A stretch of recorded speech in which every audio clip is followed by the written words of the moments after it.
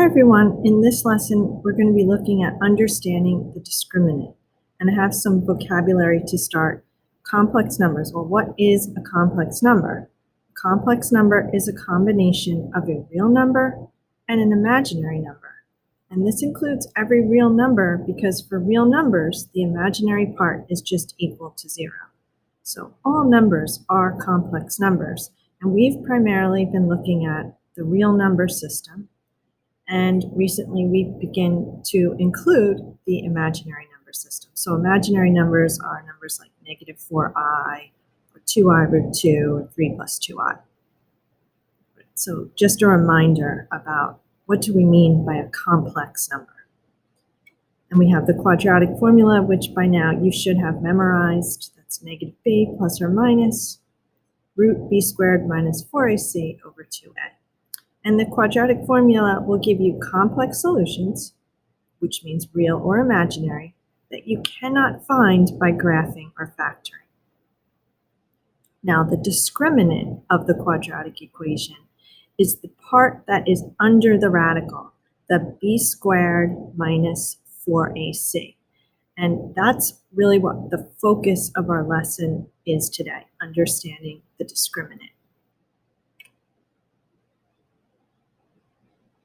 Quadratic equations can have real or complex solutions, as we just discussed, and you can determine the type and number of solutions by looking at the discriminant. Now, I do have a very short video on my YouTube channel that's not part of a lesson. That's like a spotlight, math spotlight video. I have a link to it in the notes. You can watch that, just kind of watch that. There's nothing to write down, just to get the general idea. But what I say in that video and what we're talking about in this lesson is that there's 3 possible results that you could get when you look at the discriminant. You're either going to get a positive number, which means we're going to have 2 real solutions, a 0, which means we have 1 real solution, or a negative number, which is going to mean no real solutions, 2 imaginary solutions. And that makes sense if you consider that the discriminant is the part of the quadratic equation that's under the radical. So if we have a negative number under the radical, we already know that's going to be an imaginary number. So if we have a negative discriminant, we know we're going to have 2 imaginary solutions. If we get a 0 under the radical, that means we're going to have plus or minus 0, which means we're going to be left with just -b over 2a. So it makes sense if we have a 0 discriminant, we're going to have 1 real solution. And if we have a positive number under here, if we have a positive discriminant, we would have 2 real solutions because we'd have plus or minus whatever number this is. We can also examine what do we mean as far as a graph when we're talking about either no real solutions, 1 real solution, or 2 distinct real roots. So if the discriminant is negative and we have imaginary solutions, that always means that we won't have any x-intercepts on the graph. If we're looking at, the coordinate plane of the real number system, we wouldn't have any x-intercepts. We don't cross the x-axis at all. If d is equal to 0, we have 1 real root. Whenever we have 1 real root, that means that we have a bounce off the x-axis, right? So an example of that, of when I'm saying that we have 1 real root, would be something like if we have, let's see, x plus 3 equals 0. That means that x is equal to -3. So you can't really quite see what numbers here, but assuming this would be a -3 here, right, we would have a bounce at -3. So 1 real root always indicates a bounce off the x-axis. And lastly, if the discriminant is greater than 0, if we have 2 real roots, we're going to cross the x-axis in 2 places. Now, I have all these graphs showing with the parabola opening up, but it could just as easily be a parabola opening down and crossing the x-axis in 2 places.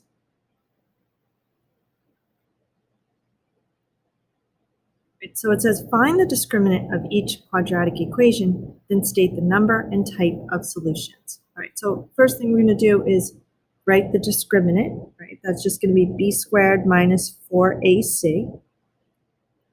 In this case, just a reminder, These quadratics are in standard form. Standard form is ax squared plus bx plus c.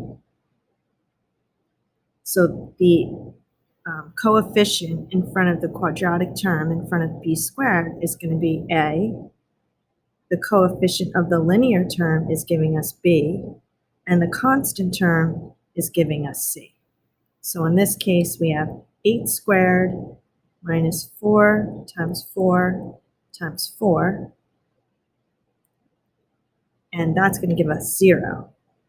So since our discriminant is a value of 0, we know that the number and type of solutions would be one real solution. Okay, let's do another one. We have b squared minus 4ac. So a is 10, b is 2, c is 2.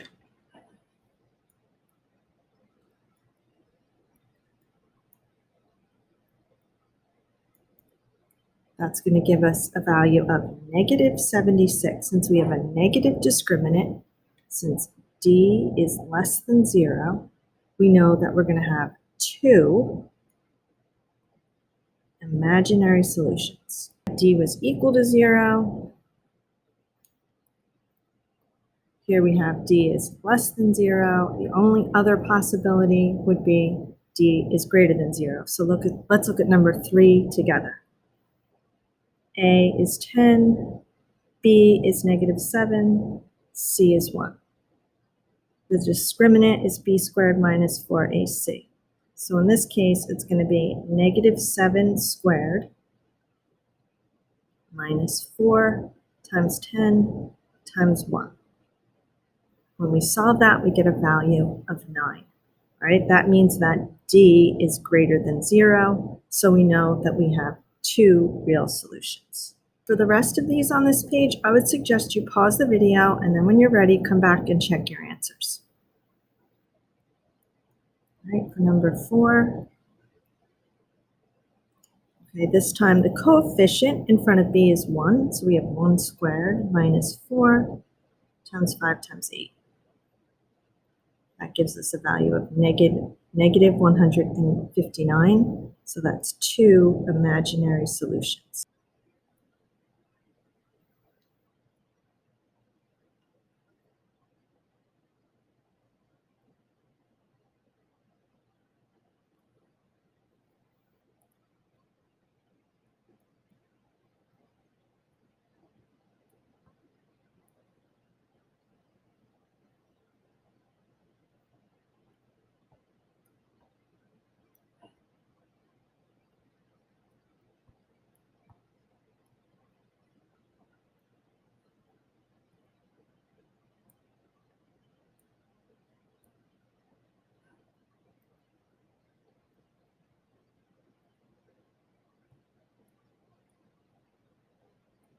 All right, so hopefully after doing all of those, you're a pro at finding the discriminant. The only thing the only area you may have had some trouble with was order of operations. So just make sure, you use parentheses and you follow, please excuse my dear Aunt Sally, parentheses, exponents, multiply, divide, add, and subtract.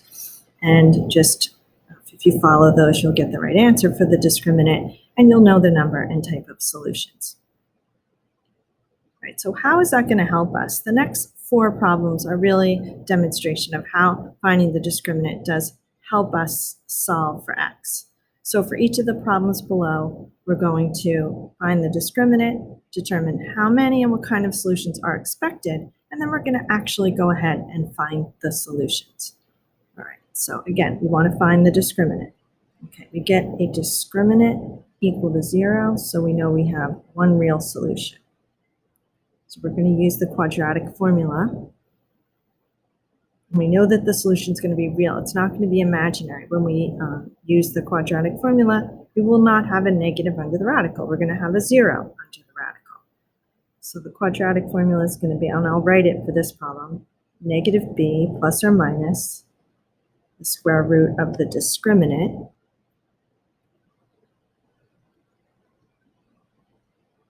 So for this problem, it's going to be negative 20 plus or minus the square root of 0 over 2 times 4. All right, well, the square root of 0 is just 0. So we end up with negative 20 over 8. If we reduce that, that's negative 5 over 2. So we did get one real solution, negative 5/2. Okay, let's try number 12. Again, we're going to find the discriminant first. In this case, we get negative 116. So the discriminant is less than 0. So we know that we're expecting 2 imaginary solutions. So in the quadratic formula, we're going to have negative 2 plus or minus the square root of the discriminant, which we already know is negative 116,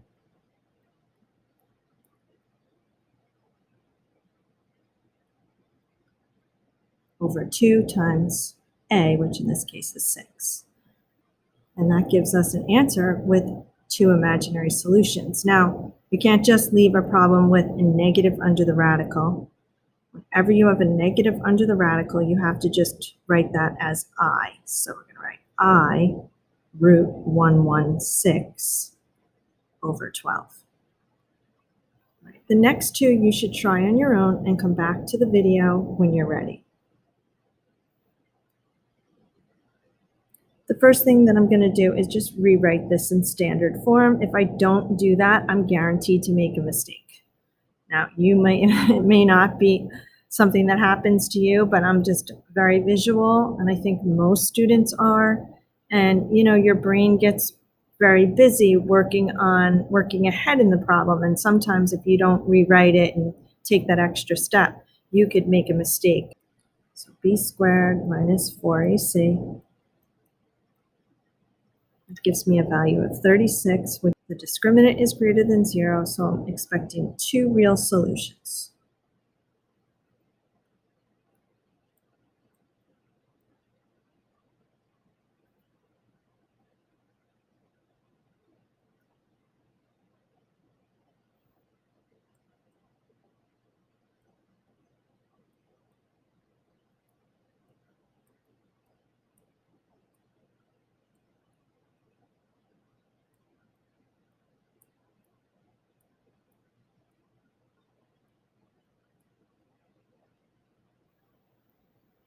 And we can see that we did get 2 real solutions.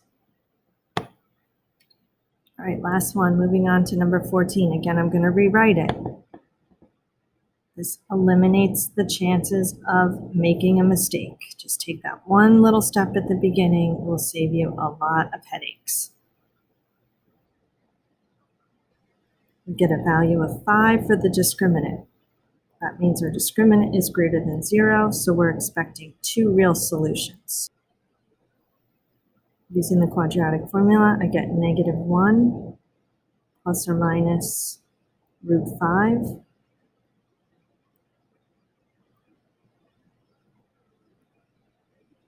over 2 times 2. That gives me negative 1 plus or minus root 5 over 4. That can't be simplified any further. That gives us 2 real solutions. So we're good with number 14. Okay, that's everything I have for this video. Thanks for watching. Have a great day.